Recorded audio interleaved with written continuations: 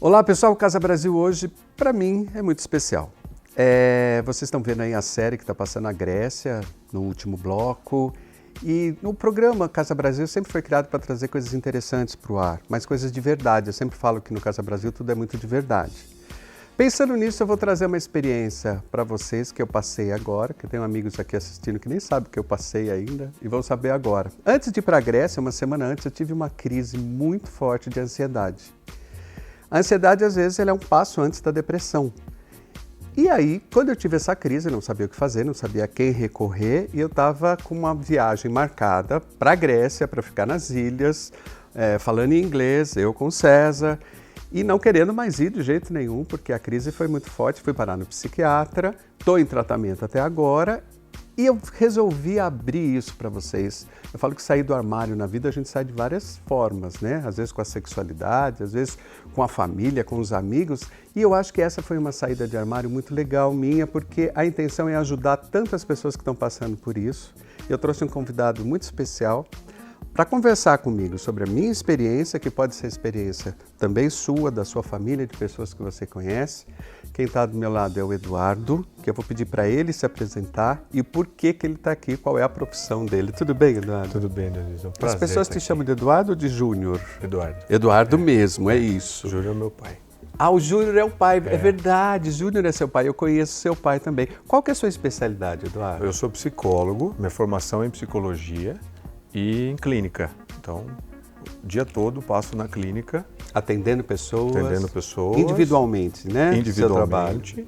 E estudando em casa, fazendo cursos fora, o tempo todo, para tentar entender o mistério da mente humana, né? Você estudou psicanálise também? Não, psicanálise não. Só fiz a formação em outras áreas da psicologia. Tá. A psicanálise é a mais famosa, né? A clássica do Freud, mas eu não fiz a formação dele. E você tem uma linha de trabalho? Tenho. Definida?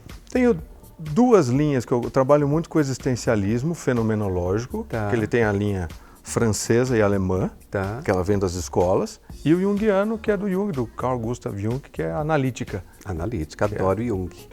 São as duas linhas que eu gosto. Isso para conversar com o pessoal que é técnico da área, mas quando a gente vai no psicólogo, a gente não quer entender nada, quem foi Jung, que linha é, que linha não é, a gente quer se livrar dessa sensação que eu tive, Eduardo, que foi muito pesada. No começo da viagem, quem notar no vídeo vai perceber que eu não estou bem no início da viagem à Grécia e depois eu fui melhorando, devido aos medicamentos, devido ao apoio do César, devido a uma série de fatores por estar num lugar lindo, que era um paraíso, e eu vivendo o meu inferno pessoal aqui por dentro, né? Isso é uma característica de quem passa por crise de ansiedade, por depressão, que a Globo, é tão importante isso que a Globo resolveu fazer um documentário a respeito também no Fantástico, não é isso? Sim, o Drauzio, né? O Drauzio, que é um médico fantástico. Muitas pessoas são acometidas por isso hoje? Sim. Saiu uma nota, inclusive essa semana, da Organização Mundial da Saúde, dizendo que até 2020 a depressão vai ser a doença que mais afeta o ser humano. Né? É assustador isso. Quer dizer, o campo de trabalho para você está ótimo, é isso? Quer dizer, vai ter uma clientela imensa. Infelizmente, por um lado, sim, mas vai ter. E a gente tem uma ideia que, na verdade, sempre existiu esse problema, sempre existiu esses conflitos. Isso sempre é legal existiram, falar. né? Tá. Hoje a gente tem como medir e tem pessoas pesquisando, né? Não que antigamente não existisse um sofrimento. A gente vai descobrir pela arte.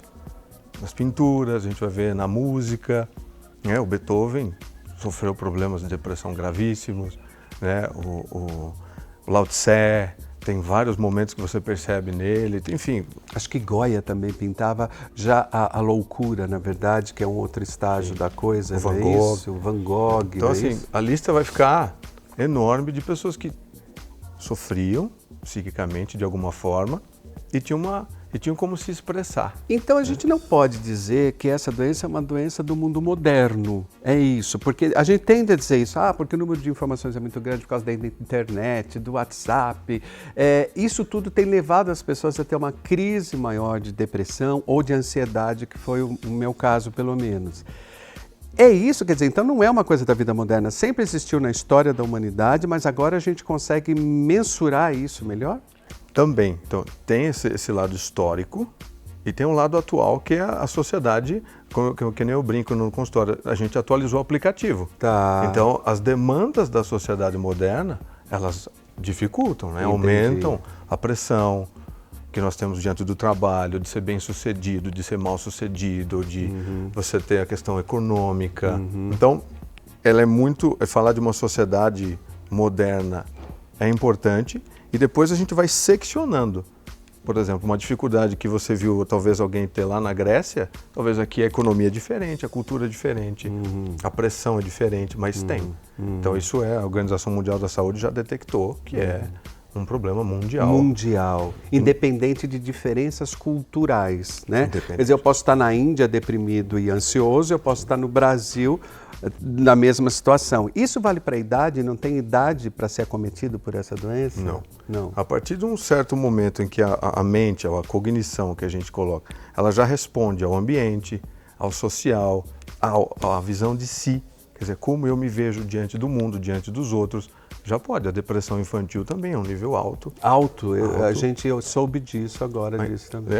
A depressão em adolescentes é alto, só que o diagnóstico é um pouquinho diferente, né? Então, muitos adolescentes que eram tidos como revoltados, como, principalmente antigamente colocava problemáticos, né? Muitos poderiam ter depressão ou outros transtornos associados, mas sim. Transtornos associados, e são muitos, na verdade, né? Para a gente encerrar esse bloco, porque eu vou continuar com o Eduardo no segundo, esse assunto não dá para tratar em 7 minutos, nem em 7 horas, nem em 7 dias, porque ele é absolutamente extenso, né, Eduardo? Absolutamente. O que a gente tenta trazer no Casa Brasil é regionalizar um problema que é mundial, que passa a ser tratado de uma forma dentro do país, do Brasil, com as suas especificidades, traz para o estado de São Paulo, traz para a cidade de Jundiaí. Então, é gostoso trazer um profissional de Jundiaí falando de um problema que é mundial, que tem essa repercussão. A gente vai falar com psicólogos, com psiquiatras, com coach, com pessoas da área também infantil, para a gente tentar entender na nossa região, na nossa cidade, com os recursos que a gente tem, procurar essa melhora e esses tratamentos. Porque não adianta saber que eu tenho um médico maravilhoso lá no Canadá, né? Quer dizer, fica difícil e as pessoas estão acometidas por isso aqui, na nossa região, aqui na cidade de Jundiaí, na 9 de julho, no shopping. As pessoas estão com esse problema aqui, por isso que é muito gostoso ter você aqui, tá, Eduardo? Obrigado. Eu agradeço muito você estar vindo, até para quebrar esse preconceito do terapeuta, que ele é uma pessoa sisuda, que não fala, né? Acho que existem alguns preconceitos com relação à doença e alguns preconceitos com relação ao tratamento dessa doença. Sim. Eu não vou em psicólogo porque eu não estou louco, eu não vou em psiquiatra porque eu não estou louco, mas disso a gente vai falar já e vai aproveitar mais a presença do Eduardo aqui com a gente, tá bom? Até já. Quadros depressivos são as principais causas de suicídio no mundo. O Brasil é campeão de casos de depressão na América Latina. Quase 6% da população, um total de 11 milhões de pessoas, sofrem com a doença, segundo dados da OMS. Em 2015, mais de 18 milhões de pessoas sofriam com transtorno de ansiedade no Brasil. São dados alarmantes, né, Eduardo? Estou aqui, Eduardo Busanelli, para quem está chegando agora no Casa Brasil, que é psicólogo e está tentando nos ajudar a entender melhor o que é essa doença. E a gente sempre está falando com dois termos nisso. A gente fala de crise de ansiedade e de depressão. Dá para a gente diferenciar o quadro da ansiedade com o quadro da depressão, Eduardo? Dá. O importante é ver que na nossa cabeça é difícil uma coisa vir isolada. Sim. Nós temos uma tendência, em geral, a querer ser muito quadradinho e a mente... Não é assim. Não. Ela não é tão didática, né? Você está com ansiedade, você está com depressão. Até porque os parâmetros mudam. Né? O que antigamente se achava que era dito uma loucura, hoje a gente fala, olha, né, a depressão pós-parto, por exemplo, nos anos 30, tinha uma noção moral dentro de uma sociedade da mãe que não quer cuidar do filho. Hoje a gente já entende que não tem nada a ver com isso. Entendi. Então isso muda. Então a gente está falando de uma disfunção que é química por um lado e que é do pensamento, da área do abstrato do outro, é isso? Exatamente. E essas coisas se juntam para causar esse quadro? Era uma alquimia, como dizia o Jung, né? Então existe toda uma complexidade do ambiente que você nasceu, da família que você teve, da estrutura familiar, emocional, da onde você conviveu, o que você frequentou. É o que se falava antigamente, o ser bio, psico, social, e hoje se acrescenta o espiritual em algumas questões, a crença de uma pessoa, né? Também a gente não pode tirar. Então está tudo envolvido. O que é importante diferenciar, quem não é da área, é quando a gente chama de transtorno. O que transtorna a vida de uma pessoa. Ah, legal isso. Você colocou a sua viagem da Grécia, ela te transtornou. É verdade. Então você não conseguiu viajar com a mesma tranquilidade. É verdade. O seu pensamento talvez de imaginar que tivesse que pegar um avião ou fazer toda a viagem causava um desconforto físico, emocional. Aí cada um vai ter uma tendência, né? Um dói a cabeça, um pode ter um problema gastrointestinal, o outro tem um ataque de pânico. É muito legal o que você está falando, porque contando um pouquinho da minha experiência, se é que ela pode ser útil para alguém, eu tive crises de taquicardia um tempo atrás, fui fazer até cateterismo, porque jurava que eu tinha um bloqueio. E foi uma surpresa o exame mostrar que eu não tinha nada no coração. Exatamente. E tinha crises de taquicardia muito fortes e arritmias muito fortes. A minha pressão arterial mudou completamente, eu tinha pressão alta como eu nunca tive pressão alta, o meu quadro mudou completamente. E nessa semana anterior, antes de eu viajar, realmente eu acho que o gatilho, é exatamente o que o Eduardo está falando, é uma ansiedade, porque você está deixando o seu trabalho, deixando obrigações, a sua casa, o seu cachorrinho, está pensando em viajar, em pegar avião, em preparar a mala. E para quem tem, é claro, que é empresário, comércio, é muito difícil você largar tudo, organizar tudo para ficar 21 dias fora como a gente ficou. Eu já tive isso em outros estágios, mas assim, deu para controlar essa ansiedade antes da viagem, mas dessa vez realmente foi muito difícil.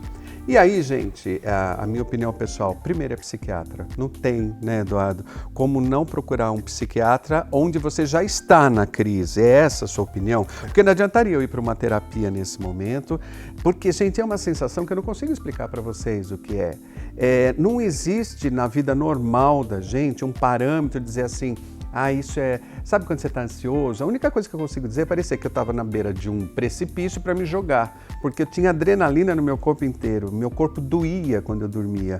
É muito mais do que uma ansiedade normal antes de você entrar num palco, antes de você ir dar uma palestra. Sim. Essa ansiedade normal não tem nada a ver com uma crise patológica de ansiedade. E aí, o meu conselho hoje, depois de tudo isso, é realmente procurar um especialista, que é um psiquiatra, e, se possível, já engajar junto com o terapeuta, porque a gente está tratando, então, de uma coisa que é orgânica, que é hormônios, que é o funcionamento de hormônios no cérebro, não é isso? E junto com a linha do pensamento, que é totalmente abstrata, né? Que não dá para dar um remédio para o pensamento. Exato. Então, as duas coisas têm que ser juntas, né, Eduardo? As pesquisas mostram, quando a pessoa busca ajuda logo no início desses sintomas, Graças a Deus foi comigo isso. né, você faz a união do psiquiatra e do psicólogo junto, a porcentagem de eficácia é muito maior. Muito maior. Tá. Então a gente não fica necessariamente medindo. Olha, de preferência procure Os dois. Porque um vai dar conta de um lado, o outro vai dar conta de outro e reorganizar esta pessoa, que é uma coisa só. Que a gente chama de suporte. É um suporte. Qual que é o suporte que você precisa hoje? E tem outras áreas que talvez no programa vai colocar outras áreas, outras situações que a pessoa pode buscar e se sentir acolhida, se sentir tratada, cuidada, né? Não é exclusividade. Mas dentro da ciência, a psiquiatria e a psicologia é o arroz com feijão, que a gente fala que é o básico para a pessoa conseguir se estruturar, como você falou. Então, a depressão, ela tem uma outra característica, que você está falando da ansiedade e depressão, né? Que você perguntou. Elas são parecidas? É muito difícil. A hora que está tudo misturado ali, acho também. Você pegar uma pinça e falar, isso aqui é isso aqui é depressão, isso aqui é ansiedade, é muito difícil, né? Mas a depressão... É um quadro de desestabilização, na verdade é um pouco isso. E a mente, a psique, como a gente chama, ela está numa ameaça. Ela se sente ameaçada. Ameaçada o tempo todo. Isso. Não existe um lugar tranquilo, Não, né? até a entrevista anterior falando do inglês, o que eles usam na tradução, que é muito importante, não por questão de ser bonito ou não, o inglês ele traduz que é threat, que é a ameaça mesmo, quando Threat. você sente ameaçado com a situação. Existem regiões do cérebro que elas são acionadas. E é isso mesmo, legal você dizer Não dá isso, para falar, porque olha, não quero. a sensação é essa. Nós vamos continuar um pouquinho, porque o terceiro bloco vai ser com o Eduardo, não vai dar para ter viagem agora, porque eu não posso levantar uma bola dessa e de repente não cortar, né? Porque a gente sabe que está mexendo com um monte de gente lá em casa e eu me sinto responsável como terapeuta também pela minha formação em psicologia, de pelo menos no último bloco, ressaltar alguns cuidados que você tem que ter aí no seu meio, se você detectar quais os sintomas, quem procurar. A gente tem que reforçar um pouquinho disso no último bloco, porque a gente está mexendo com o psiquismo das pessoas, né? Muita gente pode estar se identificando com o que a gente está falando aí em casa, e isso é uma responsabilidade profissional, tanto para o Eduardo quanto para mim, que apresenta o programa, muito forte. Então, no último bloco, a gente volta, a Grécia fica para o próximo programa, mas esse programa a gente tem que terminar juntos, a gente volta já.